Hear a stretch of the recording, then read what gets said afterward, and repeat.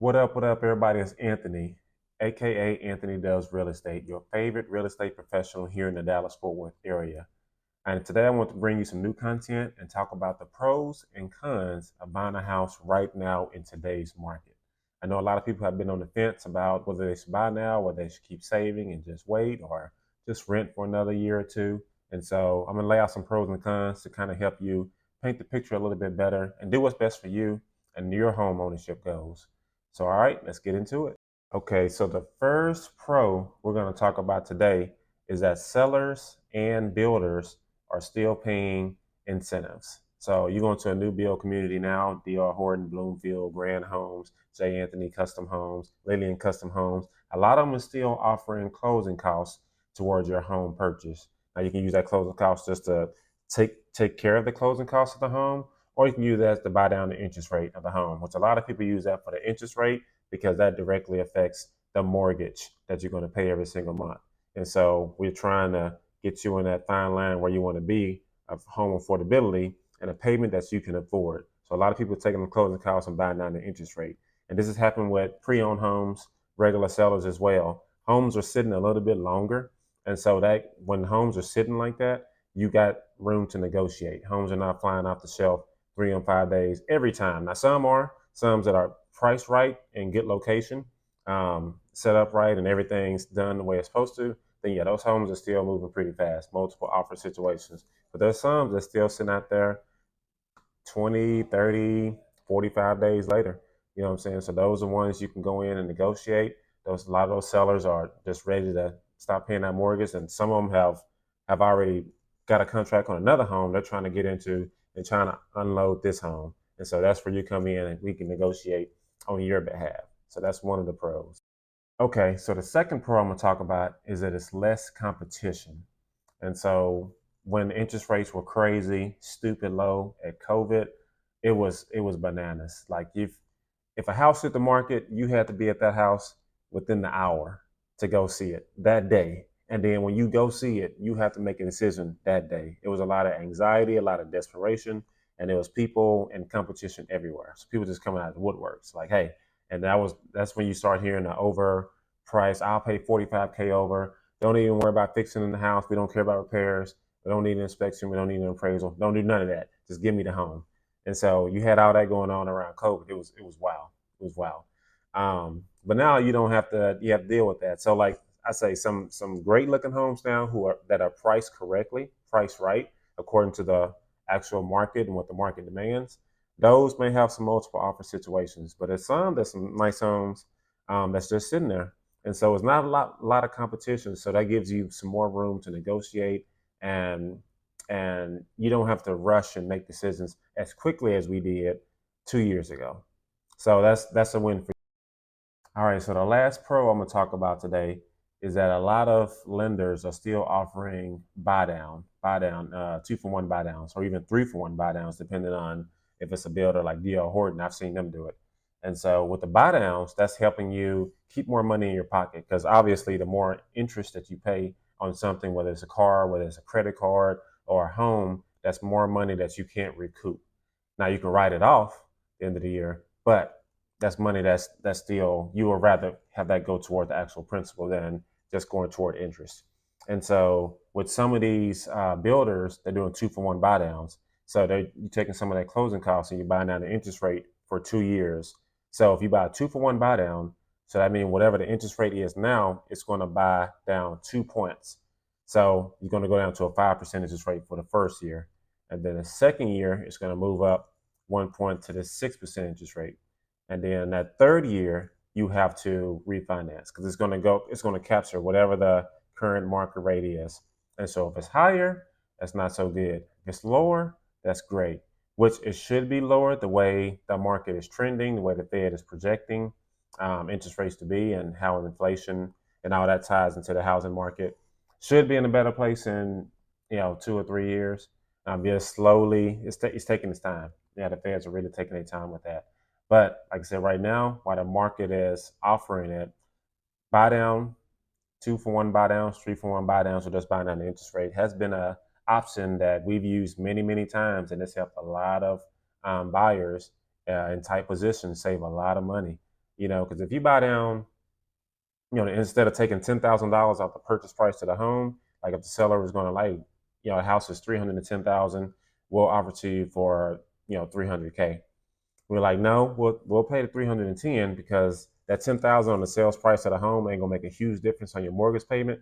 But $10,000 buying down the interest rate is gonna make that can be a couple $100 on your mortgage payment versus $50, $60 on your mortgage payment just buying down the sales price of the home. So we'll use that for the interest rate. Better interest rate means more money in my pocket, less money I'm just paying just to be paying. So I would look into that, buy down interest rates, and that's a good reason to buy a house right now. All right, now the cons. And the biggest con that can't get away from is interest rates are still high. I get it. I totally get it. We just talked about interest rate. Totally get it. And so with interest rates being high, that diminishes your buying power. Trying to buy something at a 3% interest rate and at a 7% interest rate, your money's only going to go so far. So it's the same thing we're dealing with inflation, where eggs were, $2 or $3, and now they're like 5 and 7 and 9 in some places, or even gas going up. So the same money that you was paying for something, $100 going toward this on a 3% interest rate and $100 going toward this on a 7% interest rate, it's going to be vastly different, vastly different. So I get it. So that's a thing that a lot of people are dealing with. So if you can afford it, if you look at the interest rates now, you found a house you like, you can afford the mortgage payment with the insurance and the taxes and everything.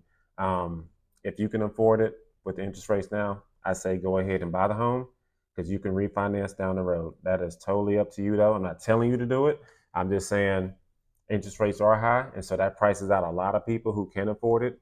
For those who can, who still want to go ahead and buy the home and be like, you know what, I'm tired of waiting, and just go ahead and pull the trigger, and then I'll worry about refinancing later. Cool, you can go ahead and do it. People are still buying homes if they can afford it, so that's totally fine. But that's a decision you have to make for you and your family, your future, and what you're trying to accomplish. So don't let nobody else influence you on that. If it makes sense to you, money, if the math is mathing, then go ahead and buy the home if you can afford it. The math ain't mathing, don't let nobody tell you anything different. Wait till you're ready. Okay? And then the last con I had today is there's not a lot of inventory available. Like before, there was houses for sale everywhere. And so it's slightly down now. I mean, builders and communities are coming up every single day, but it's not at a very, very fast pace. So your selection may not be as vast as it was, 2 or 3 or 4 years ago, but there's still homes available. So that's not to discourage you and say, hey, you won't find a home because people are finding homes every day. I did tours all weekend and we found some great, great homes in Irving. We was in Allen. We was in Plano. And then I got to go to Midlothian tomorrow. And so homes are still available. It's just the inventory is not as vast as it was a few years ago. But homes are still for sale. There's new communities popping up all over DFW, especially on the outskirts, which is becoming more affordable to people. So like places like Pilot Point, Aubrey, Little Elm, Melissa, Anna, Wiley, and so the outskirts, Crowley. And so there's a lot of people moving to those areas because those where you're finding homes that are like mid 200,000 to 350,000. And those are mainly new build communities. A lot of them are new build master plan communities offering incentives and building schools in the community. So really you ain't got to go too far to make sure your kids get to school and also do your shopping and banking and everything like that. So you're starting to see that to be a trend instead of being inside the city. A lot of people are working outside the city, living outside the city and coming in and working because the home affordability is better out there. It's easier. It's lower out there. So you can make your money stretch a little bit farther on the purchase price of the home and then commute into Dallas, DFW, get your work, make your money because the cost of living is higher here, and then go back out to the suburbs and just chill and kick it. So that's what you're starting to see a lot of, and it's going to continue. That's going to be the trend for a while, just as cost of living goes up. More people are moving to the Dallas-Fort Worth area from Colorado, California, and all these other states. And so it's just something that's pretty much inevitable at this point. Well, we have a great market here. If you look around, one way to tell you're in a great market is if you always see things going up and things being built. So if you go just drive around, DFW or just certain cities here in DFW, you'll see cranes, you'll see construction going on roads, and you'll see new buildings going up, or buildings tearing down. They Facebook build some new stuff in, and so there's a lot of building going on. So that's a good indication that it's a strong market here, and there's no signs of slowing down. If it was just dead and no new things are being built, and you just don't see a lot of activity as far as construction going on, then that would be different. But like I just moved from Little Am a few years ago, and so they still working on 380 out there. For those who are familiar with the Little Am Aubrey area, they're still working on 380 with widen it, which is something they should have did a long time ago. But you see, they putting an HEB out there now. They're doing new communities down there by Providence Village, and they're just building like crazy. Silverado on the backside there in Aubrey, and they're still expanding that. Got schools and stuff out there too. And so the building here is crazy. Just drive around Frisco, you'll see it. And so that's a good indication that's a strong market here. People are still coming. People are still moving. Um, but just be mindful that there's not a whole lot of inventory available, but new things are coming available every single day and are still in the works as we bring new things to the DFW area, new entertainment venues like the one in the Colony. And so, yeah, so you're in a great place. If you're here in the DFW area, a lot of great things going on. You're in a great place. And so that was the pros and cons of buying a house in today's market, like right now. If we went out shopping right now, those are the pros and cons. And so I hope that was helpful to everybody. If you would like, subscribe, and reshare this, tell a friend. I'm not the realtor that's going to always tell you like buy. Buy now's a great time to buy. 3% interest rate, go buy. 7%, go buy. I'm gonna tell you do what's best for your pocket. It's your money. It's your money. You got to spend it the way that works for your goals and your family and what you're trying to achieve. So when we do a consultation, I sit down and I try to figure out what your goals are, your goals, what you're trying to accomplish in the next 3 or 5 years, and with that, with real estate ownership as well. And so we just got to make it make sense. And so we're going to try to find the best possible option for you, something you can feel comfortable with, not try to rush the decision, something that you can feel proud of, because buying a home is a lot of people's biggest transaction, not just real estate, the biggest transaction of their life. And so I get it. A lot of money's involved. A lot of people are involved. So that's not a decision that you rush. Try to make it as not as stressful, as pain free as possible. So I do all that as much as I can on my end. But I want it to be an enjoyable moment, an enjoyable process, because this is huge.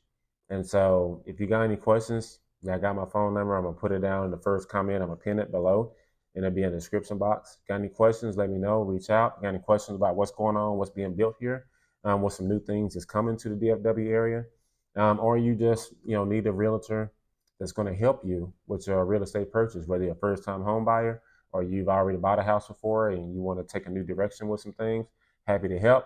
If you want to invest, want to buy some land, I had a client buy some land, 43 acres out in Gainesville, a few years ago. Loved it, and he's planning on building a compound for him and his entire family. So like that's dope. A lot of more people need to do that because the land is still available now before them guys, I ain't gonna say no name, but they start buying all this land up. And so go ahead and get you some land. Just buy some land, set on it, but make sure it's usable land. And I'm gonna do a video on that too. So some things to look out for when buying land. As an owner myself, there's people just tell you just go buy land. It don't matter what it look like, no matter what's on it, just buy land.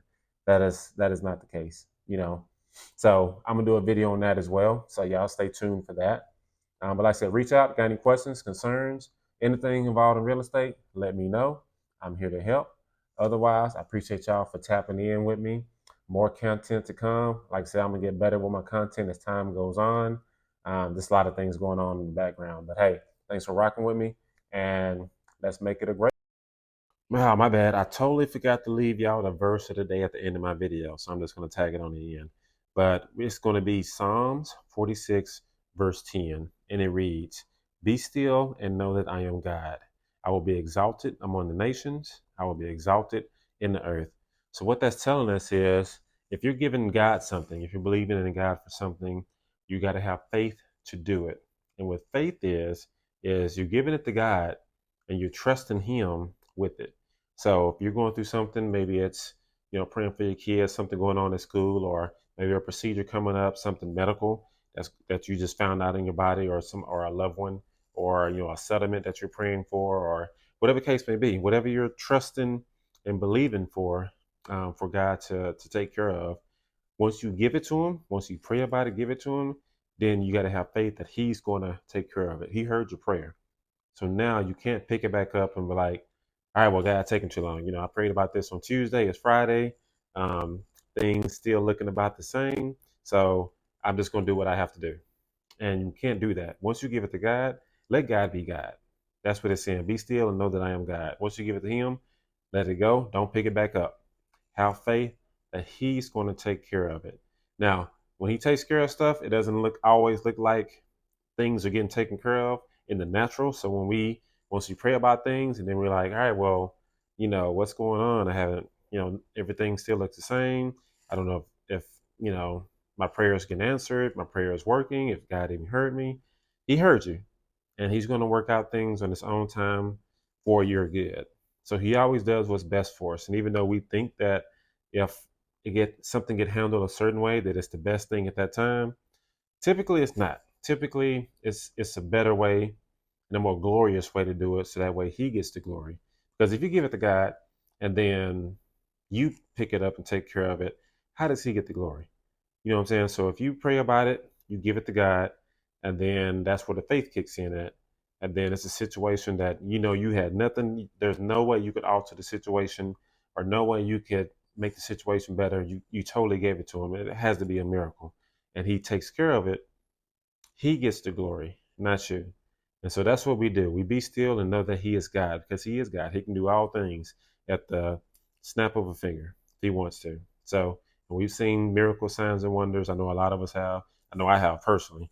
So I can test to what I've seen. But be still and know that he's God. Give it to him, pray about it, and then wipe your hands clean of it and have faith that he's going to take care of it. You are his children. You are his child. So he heard your prayer, and he's going to take care of it. The way he's going to take care of it is how he's going to take care of it. Not always the way we want it to be taken care of, but it will get handled.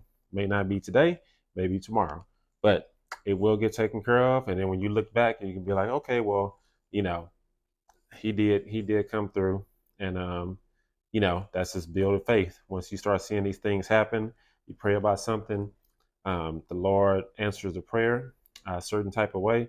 That's just building faith. And then you remember that when things come up later down the road, because things are going to always happen in our life, no matter what we do, no matter what we try to avoid, no matter how many risk indicators we try to put in our lives to stay clear from. Things are just going to happen. So you're just going to have to have faith, put it in his hands, have faith, let it go, and God got you. That's why he's God and you not. I don't want to be God. I don't want to have to deal with all that. Let's give it to him, and don't worry about it. Don't stress about it. Have peace. Peace is in him. He's going to give you peace that surpasses all understanding. And then watch him work. Watch him do his thing like he always does. All right. So that was the verse for today. Psalms 46:10. Be still and know that I am God. All right. Y'all have a great day. God bless. Peace.